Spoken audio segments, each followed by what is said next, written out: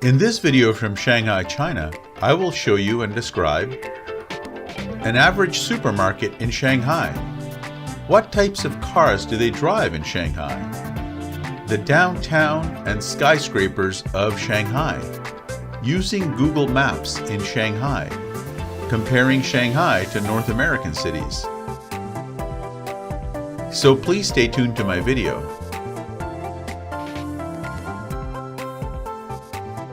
Please remember to post a like, subscribe to my channel, and hit the notification bell so you can always get my latest travel videos.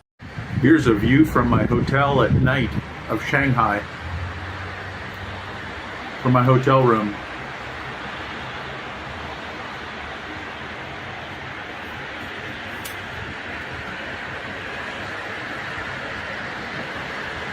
This is the view from my hotel balcony in Shanghai, China. In the morning.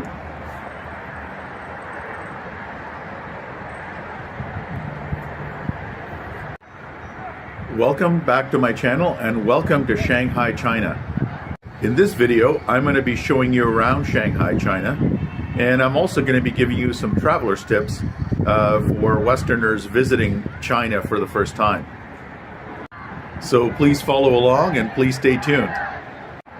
From my hotel balcony, looking this way, you can see the apartment buildings in Shanghai. Now, the first thing I wanted to show you is just what an average supermarket here in Shanghai, China looks like. So I'm just going into a small supermarket that is very close to my hotel.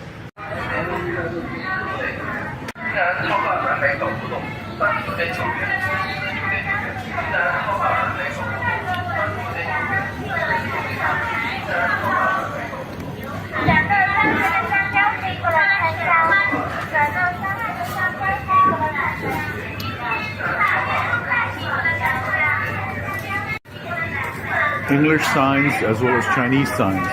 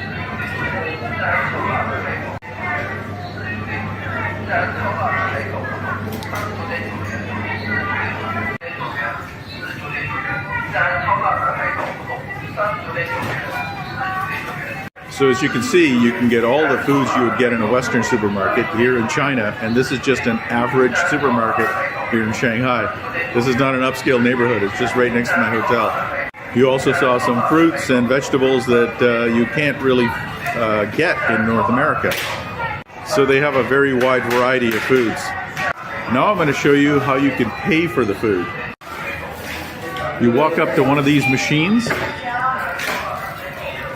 So you just walk up to one of those machines, and there's a little optical scanner at the bottom that you probably saw, and you just put your food up to that scanner, and it'll tally it up in English and in Chinese.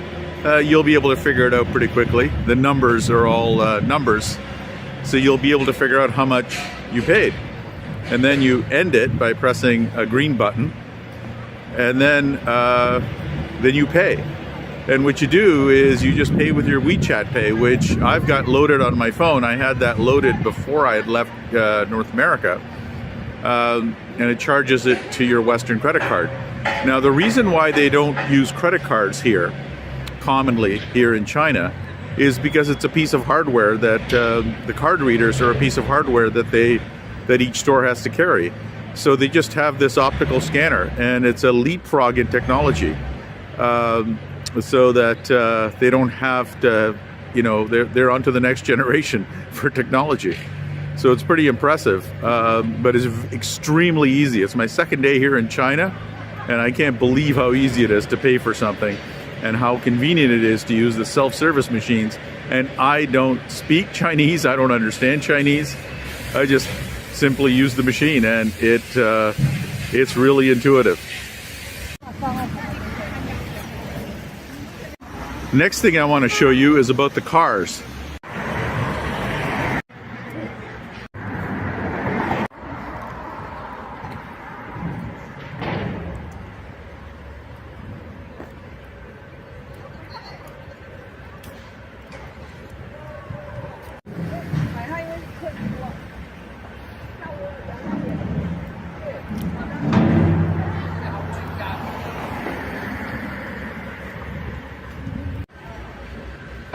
So the interesting thing I saw is that the cars are all different brands. They are Buicks. I saw a Lincoln over there, a couple of Teslas, Volkswagens, BMWs, Mercedes, Audis, all foreign-made cars. And we have this perception that China is very protectionist, and they're not. Everybody's driving an imported car.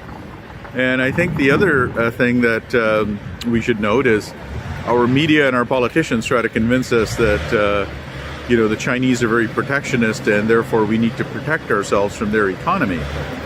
But if we actually start a trade war with them, they'll just stop buying our cars, and that's a lot of business here. So that was very interesting to me. And also, if you notice, all the cars are new. I haven't seen an old car here yet. All the cars are brand new. They're very, very new. Now I go into Century Park Metro Station.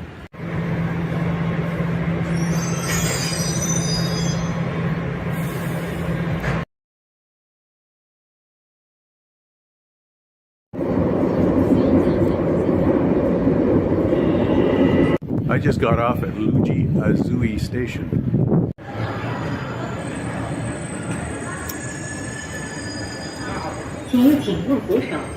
We're getting out at exit number 1. At the exit of the station, you see the Oriental Pearl Tower.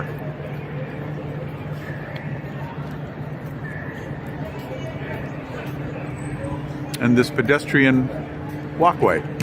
There's the name of the station again.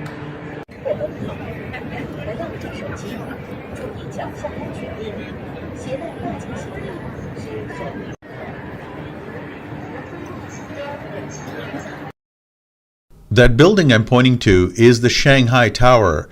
The Shanghai Tower is taller than the tallest building in the USA, and also the tallest building in the Western Hemisphere, which is the CN Tower.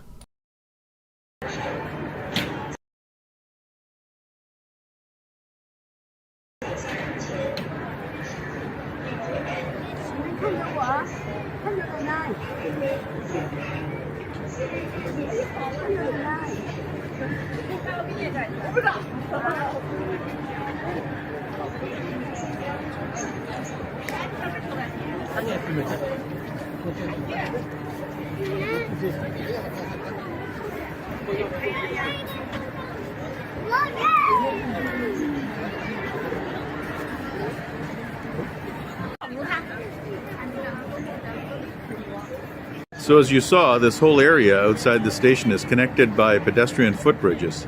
So you don't have to worry about crossing the road with traffic. It's a beautiful spot, and everything you know about the Shanghai skyline you can just see here. Now as I walk along the pedestrian footbridge, I thought I would give you some travel tips. One is in my video from yesterday, which was my arrival video from Shanghai. I said that you don't need a VPN when you're here. And that is correct, unless you're using a Chinese SIM card. So if you arrive here with a Western SIM card or your own SIM card that you brought from North America or UK or Europe, all your apps are going to work, including Google Maps. So you don't have to waste your money buying a VPN like I did.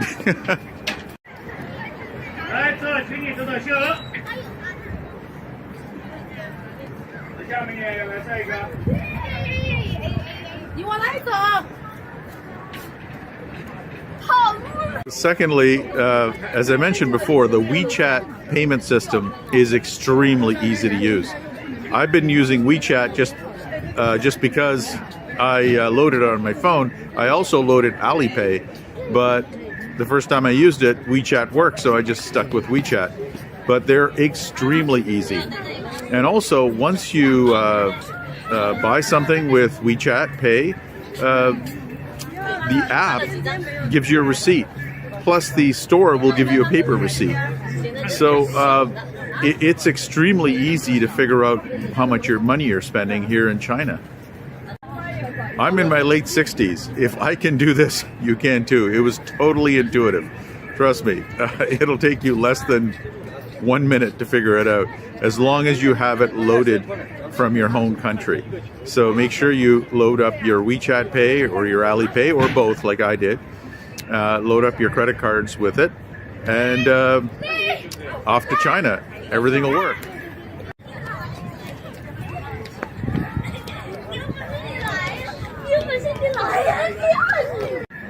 Beautiful cherry blossoms in bloom.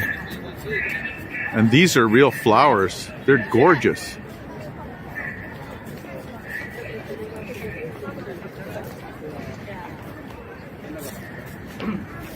Another thing to note is, as you saw in the supermarket earlier, things are written in English. Now, your perception may be that's because they need tourists and they want tourists. And that's part of the reason. However, the big reason is that there's a lot of international people who work here. And they're from all different countries. And English is the neutral language. So there's Russians that are working here. There's Nigerians working here. There's people from all over the world working here. And the neutral language is English, so they have everything in English for that reason. There's a big Disney store down there.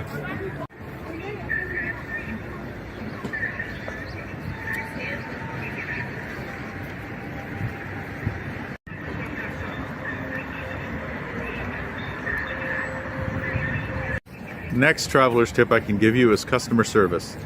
I've dealt with customer service in the Metro Service Center, at my hotel, even at a convenience store like Family Mart, which is located next to my hotel, the supermarket, everywhere. People bend over backwards to try to help you if you only know English. They make every effort to try to speak with sign language or whatever method they can, so that you understand. They also have translators on their phone, which is like a Google Translate, but it's not Google Translate. And they'll be able to speak to you using the translator in English, and they will make sure that you understand. It's an extremely efficient population here. So they want to make sure that they're being precise and they're being helpful. And you will be amazed by the level of customer service here in China. Now, considering our media and our politicians convince us that the Chinese are a bunch of spies, and we probably don't treat Chinese tourists very well in America or Canada or in England, but if you are a Westerner and you come here, you will be treated very well. And that was really surprising to me. I'm sure they follow our media, but they are very courteous people.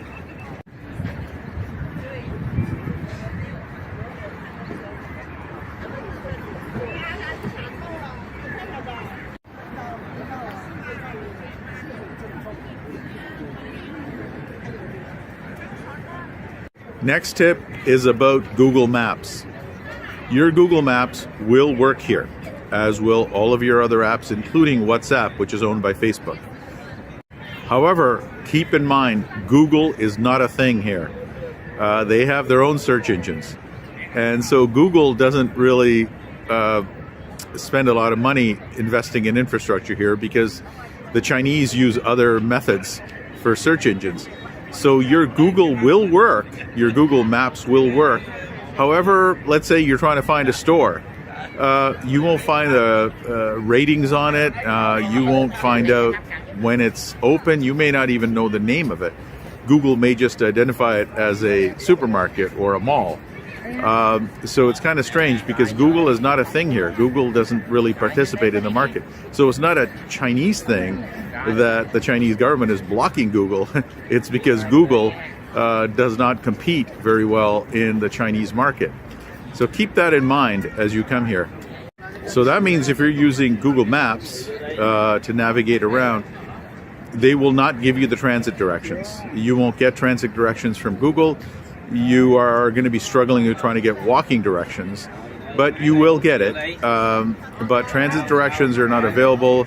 Sometimes driving directions are not available. And just keep that in mind. That's not a Chinese thing. It's a Google thing.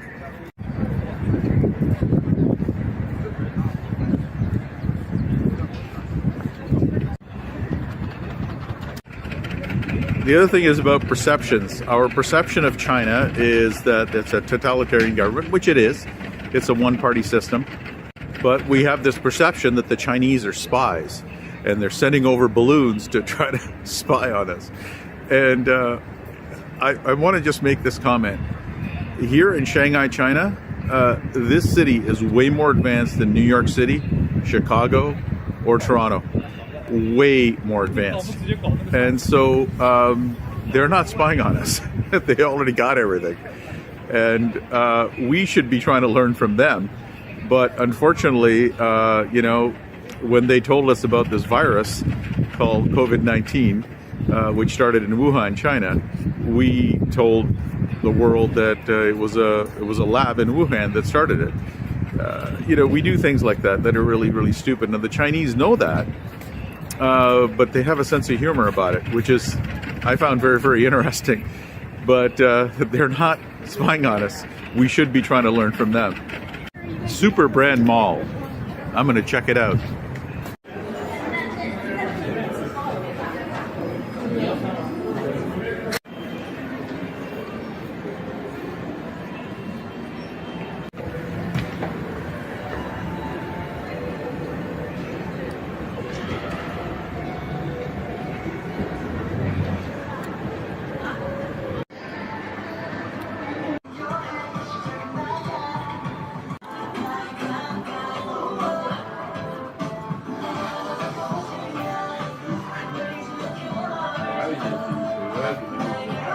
That's a store catering to Chinese people to sell them NBA merchandise. They're not waiting for American tourists to come and buy that stuff. They're selling it to Chinese people.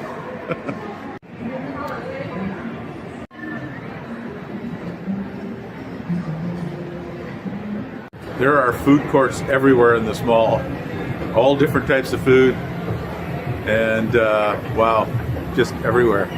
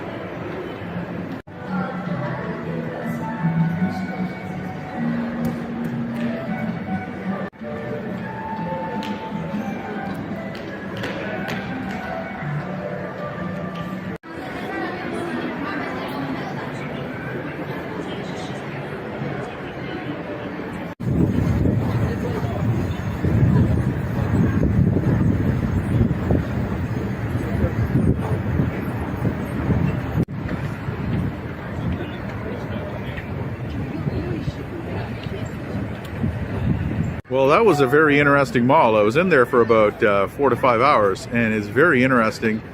And they've got lots and lots of places to eat. and lots of little places to get free samples as well. Now, one interesting thing I found was that I was in there trying to shop for an inexpensive Chinese cell phone. They don't sell that. The only stores that they have in there are Apple stores selling iPhones, and all upscale stuff that justifies being inside that luxury mall. So I guess if you want to buy a cheap Chinese cell phone, you got to buy it online because that's what the Chinese do. So that was kind of a learning experience for me. So I hope you enjoyed my video of Shanghai, China today. Please stay tuned for more of my travel videos, and thank you for watching. Please subscribe, post a like, and hit the notification bell for future videos.